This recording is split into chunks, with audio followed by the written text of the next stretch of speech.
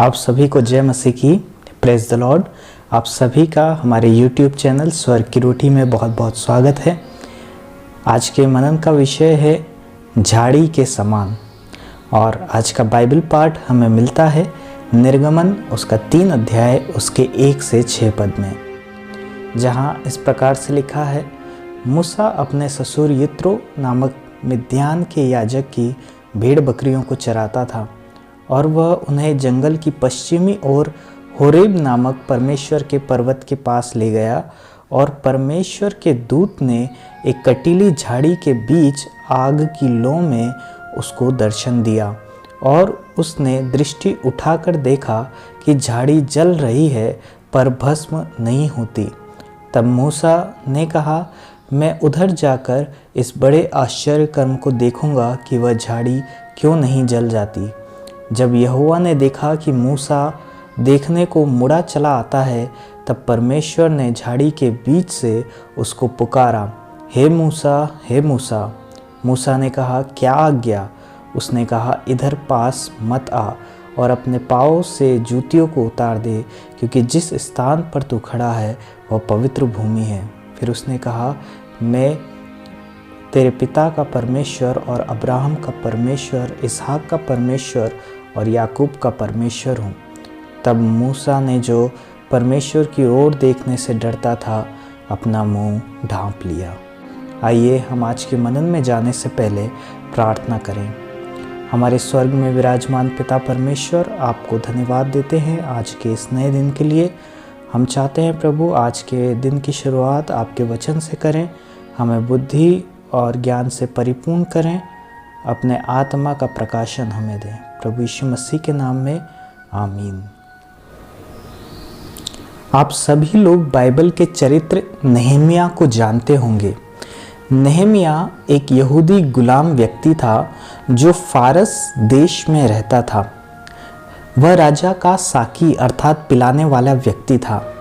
हम उसके कार्य को देखकर उसके जीवन का अंदाज़ा लगा सकते हैं कि उसका जीवन बहुत ही सामान्य और साधारण रहा होगा। भला एक गुलाम और एक छोटा काम करने वाला व्यक्ति अपने जीवन में क्या करेगा? लेकिन बाइबल उसके विषय में बताती है कि परमेश्वर उसी गुलाम और उसी पिलाने वाले के द्वारा यरूशलेम की शहरपनाह को, यरूशलेम के शहर को फिर से बसाने के लिए उस व्यक्ति का उपयोग करता है, और उसी छोटे और साधारण व्यक्ति को परमेश्वर यहूदा देश का राज्यपाल अर्थात गवर्नर बनाता है। इसी तरह आज के बाइबल पाठ में हमें एक झाड़ी का वर्णन मिलता है। यह झाड़ी कोई विशेष झाड़ी नहीं थी। मूसा जो अपनी भेड़ बकरियों को चराने के लिए होरेब पर्वत पर आया था, वहाँ पर इस प्रकार की अन्य बहुत सी झाड़ियाँ थी। यह बेहद ही सामान्य और साधारण झाड़ी थी। इस झाड़ी का कोई विशेष अपना आकर्षण नहीं था जो मूसा उस पर गौर करता। यह झाड़ी कोई फलदार वृक्ष भी नहीं थी जिसके फल खाने के लिए उस पर कोई दृष्टि करता, या यह झाड़ी कोई देवदार के वृक्ष के समान भी नहीं थी जिसकी लकड़ी का उपयोग कुछ होता। यह अन्य झाड़ियों की तरह मूल्यहीन थी। लेकिन जब इस झाड़ी पर परमेश्वर उतरता है, परमेश्वर का तेज या परमेश्वर की आग से वह जलने लगता है, तो वही सामान्य और साधारण झाड़ी अद्भुत, अलौकिक, असाधारण और पवित्र झाड़ी बन जाती है, और एक ऐसी इकलौती झाड़ी बन जाती है जो आग से भी भस्म नहीं होती। यह झाड़ी जो एकदम बेकार थी, वह परमेश्वर के द्वारा मूसा की बुलाहट जैसे विशेष कार्य और बड़े कार्य के लिए उपयोगी हो जाती है। प्रियो, आप में से आज ऐसे बहुत से लोग होंगे जिन्होंने अपना जीवन उसी झाड़ी और नेहमिया की तरह साधारण, सामान्य और बेकार सा लगता होगा। जब आप अपने चारों ओर के लोगों को देखते होंगे या जब अपने मित्रों के जीवनों को देखते होंगे, तो आप स्वयं को उस झाड़ी के समान पाते होंगे। आप सोचते होंगे कि अरे वाह, वो कितना अच्छा गिटार बजाता है, या वह कितना सुरीला गाती है, काश प्रभु मुझे भी वैसा ही बनाता। आप सोचते होंगे कि अरे वाह, वो व्यक्ति कितना अच्छा बोलता है, जिसकी बातें सुनकर लोग तारीफ करते हैं। या वह कितनी बुद्धिमान है जो हर एग्ज़ाम्स में टॉप करती है, काश प्रभु मुझे भी उनके जैसा बनाता। आप सोचते होंगे कि अरे वाह, वो कितना टैलेंटेड या गिफ्टेड है, या कितना अभिषिक्त व्यक्ति है, प्रभु उसका कितना ज़्यादा इस्तेमाल करता है, काश प्रभु मुझे भी वैसा ही इस्तेमाल करता, मुझे भी उन लोगों के समान बनाता। इस तरह जब आप स्वयं की तुलना दूसरे लोगों से करते होंगे, बाहर के लोगों से करते होंगे, तो आप स्वयं को उन लोगों से हमेशा कमतर ही पाते होंगे। आपको स्वयं का जीवन दूसरों की तुलना में मूल्यहीन व अर्थहीन लगता होगा। आप कई बार यह समझ नहीं पाते होंगे कि परमेश्वर ने आखिर आपको क्यों इस संसार में रखा है। इन सब विचारों के कारण आपको कई बार अपना जीवन बोझिल और उबाऊ लगने लगता है, और कई बार आप परमेश्वर पर दोष भी लगाते होंगे कि क्यों परमेश्वर ने मुझे दूसरों के समान टैलेंटेड नहीं बनाया, मुझे दूसरों के समान प्रसिद्ध नहीं बनाया, क्यों मैं दूसरों के समान आकर्षक नहीं हूँ, क्यों मुझ में कोई खूबी नहीं है। इस तरह ऐसे कई प्रश्न आपके मन में आते हैं, और स्वयं का जीवन उस झाड़ी की तरह आप देखते होंगे जो साधारण सी है, सामान्य सी है, अनुपयोगी है।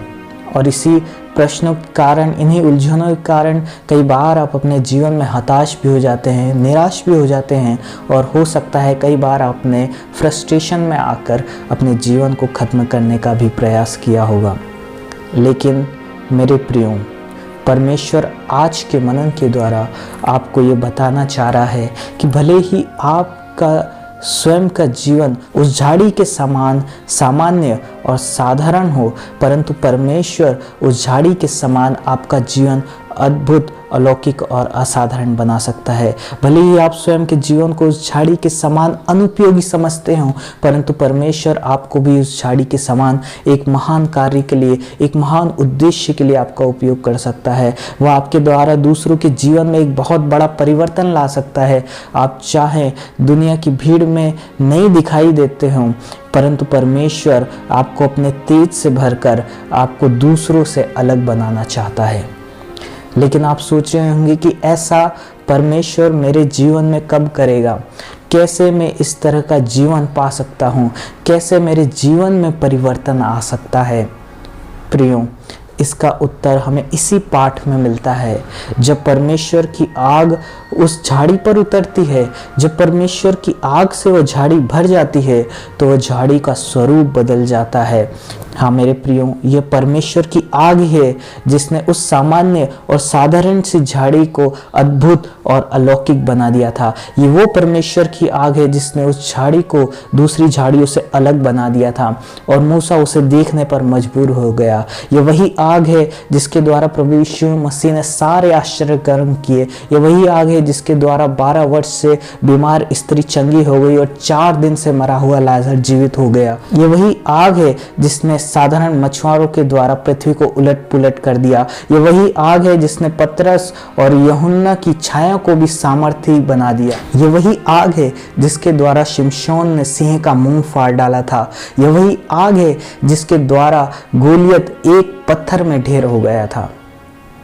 मेरे प्रियो, यदि आज आप उसी परमेश्वर की आग को स्वयं के जीवन में मांग लेंगे, तो आपका जीवन भी उस झाड़ी की तरह ट्रांसफॉर्म हो जाएगा। उस झाड़ी की तरह आपका जीवन परिवर्तित हो जाएगा।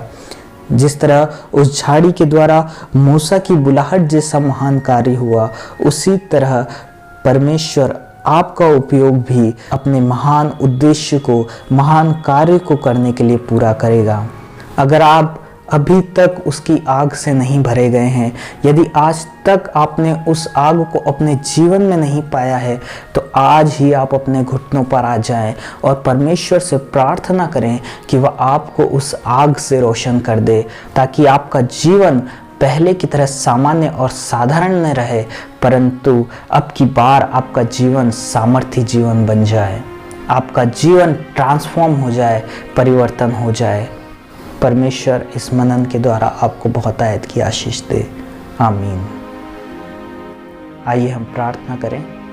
हमारे स्वर्ग में विराजमान जीवित पिता परमेश्वर, आज के दिन के लिए आपको बहुत आयत से धन्यवाद देते हैं। हम प्रार्थना करते हैं जो लोग आज के वचन को देख रहे हैं, आज के मनन को जिन्होंने सुना है, उनका जीवन आज से बदलने वाला हो सके। मैं प्रार्थना करता हूँ जो लोग अपने जीवन में आज आपके आत्मा की आग को पाना चाहते हैं, उनके जीवन में वो आग आने वाली हो सके। मैं प्रार्थना करता हूँ पिता परमेश्वर, हर एक व्यक्ति जो इस वीडियो को देखता है, उसका जीवन प्रभु आपकी आग से भर जाने वाला हो, उसका जीवन प्रभु आपकी आग से बदल जाने वाला हो। मैं ऐसी प्रार्थना करता हूँ प्रभु यीशु मसीह के नाम में, आमीन।